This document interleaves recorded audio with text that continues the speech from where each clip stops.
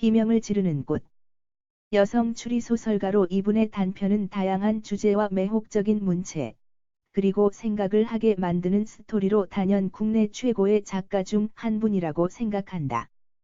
비명을 지르는 꽃은 그녀의 단편 추리소설을 엮는 책으로 8편의 각기 다른 주제와 화두를 던지는 작품으로 여셔 있다. 간략한 내용을 살펴보면 사쿠라 이야기. 일본에서 박사학위를 취득하기 위해 공부하던 한경아는 친구 수지로로부터 이상한 이야기를 듣게 된다. 집에서 가사도우미처럼 밥과 청소와 빨래를 해주며 같이 살면 그들이 죽은 후 집과 땅을 유산으로 물려준다는 부부가 있다는 것이다. 한경아는 한국인도 괜찮은지 물어보고 그 일에 자원을 하게 된다. 병으로 반신불수가 된 아내인 사쿠라와 그의 남편은 서로 마음을 열지 않고 살아가고 있었다. 그리고 그녀가 남편에 대한 원망이 있음을 알게 되고 그 원인을 모르지만 뭔가 있음은 느낀다. 어느 날 사쿠라는 한경아에게 긴카쿠의 절에 가서 스님에게 맡겨둔 것을 찾아오게 하고 그 사이에 두 부부는 독이 든 보거야를 먹고 자살을 한다. 뒤늦게 집으로 돌아온 한경아는 그들의 재산을 상속받고 찾아온 편지를 읽게 된다. 그리고 사쿠라의 원망의 이유를 그 편지에서 찾게 되는데 비명을 지르는 꽃. 정신과 의사인 주인공은 살인자의 정신 상태를 감정하도록 의뢰를 받고 자신의 아내를 죽인 37세 김인식이라는 남자를 만난다. 김인식은 손수건을 아내의 입에 넣고 질식시켜 죽인 것으로 경찰은 판단하고 있었다. 그래서 그가 아내를 살해할 당시 정신적으로 어떤 상태에서 살인을 저질렀는지 알아보도록 경찰에서 그에게 정신감정을 요청한 일이었다. 그를 만나 얘기를 나눠보니 그는 자신이 아내를 죽인 것이 아니라고 한다. 아내는 섹스를 할 때 항상 손수건을 물고 섹스를 해야 만족을 했다는 이야기를 한다. 그리고 그날은 아내가 평소에 자기 전에 마시던 협죽도 차를 마셨다고 했다. 그를 만난 후 주인공은 애인인 수연에게 이 이야기를 들려주고 그녀로부터 비명을 지르는 꽃에 대한 이야기를 듣게 된다. 며칠이 있다가 검사인 친구로부터 살인용 의자의 최면 검사를 의뢰받고 그로부터 시신의 유기 장소를 알아내어 검사인 친구와 애인인 수연과 함께 시신이 묻힌 장소로 추정되는 곳에서 한 구의 시신을 발견하게 된다. 시신의 두개골 부분에는 쥐똥나무가 자라난 상태였고 수연은 이를 근거로 시신이 살해된 시기를 추정한다. 우리가 잘 모르는 식물에 대한 이야기들이 등장하며 상식적이라고 생각했던 것들이 전혀 통하지 않는 사건들도 있음이 서서히 밝혀지는데. 엄마, 나 사랑해. 한 여인이 이혼한 남편에게 딸을 하루만 만나게 해주었는데 전 남편이 이날 딸을 데리고 필리핀으로 도망을 친다. 주인공은 딸을 찾기 위해 필리핀으로 가지만 딸을 찾을 단서는 별로 없다.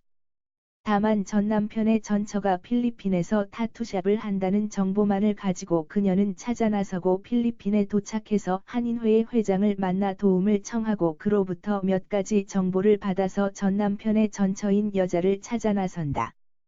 필리핀에서는 안젤라라는 이름으로 살고 있던 그 전처가 일한다던 타투샵에서 에바라는 한 여성을 만나서 안젤라에 대한 정보를 얻게 되지만 한인 회장과 에바는 뭔가 숨기고 있는 것이 있다는 것을 주인공은 느끼게 되고 딸을 찾아 에바가 알려준 곳으로 달려가는데 인간을 해부하다. 법의학 박사인 장 선생은 시신해부를 즐기듯 하다는 평가를 받는 인물이다. 형사들도 장 선생이 시신해부를 할 때 그의 모습에서 그것을 즐기는 듯한 인상을 받으며 그를 이상하게 여긴다. 장 선생에게는 식물의 생태를 연구하는 은우라는 애인이 있다. 어느 날 은우는 자신의 임신 사실을 장 선생에게 알리고 헤어지자고 말한다. 장 선생의 숨겨진 과거와 은우에 대한 비뚤어진 사랑의 방식이 서서히 드러나는데 추리작가 vs 추리작가. 추리소설 지망생들의 동호회에는 기분 나쁘게 자신을 웅크리고 구석에 숨 듯한 아웃사이더 금명화가 있다. 주인공은 얼마 전 신춘문예 추리소설에 공모했고 동호회 사람들은 모두 그가 당선될 것이라고 했고 본인도 당선을 확신했으나 당선된 사람은 금명화였다. 축하지라에 참석한 주인공은 분노를 참지 못하고 화를 내고 동호회 회장은 그들에게 새로운 정보를 알려준다. 상금 1억 원의 장편 추리소설 공모전이 곧 있다는 것이다. 그 장편 소설의 마감일자까지 다들 수설을 집필하고 주인공도 마감일이 다가옴에 따라 작품 창작에 몰두하지만 좀처럼 작품이 전개가 되지 않는다. 마감을 얼마 앞두고 동호회 모임에 나간 그는 그곳에서 술을 많이 마시고 인사불성이 되었고 정신을 차려보니 자신이 한강의 어느 다리 위에 금명화와 함께 누워 있던 것이다. 그리고 그는 금명화의 가방에서 그가 완성한 소설을 꺼내 읽는다. 그리고 그 소설을 다 읽고 그 소설을 찢어버리고 홀로 집으로 돌아온다. 다음날 뉴스에는 금명화가 한강 다리에서 실족사로 사망한 사건이 보도가 되고 그는 안심하고 작품을 마친 후 소설을 출품하지만 캥거루 인형의 비밀 20살이 된 민후가 미국에서 공부를 하고 있는데 한국에 계신 부모님이 꼭 해야 할 이야기가 있다며 아들을 한국으로 들어오게 한다.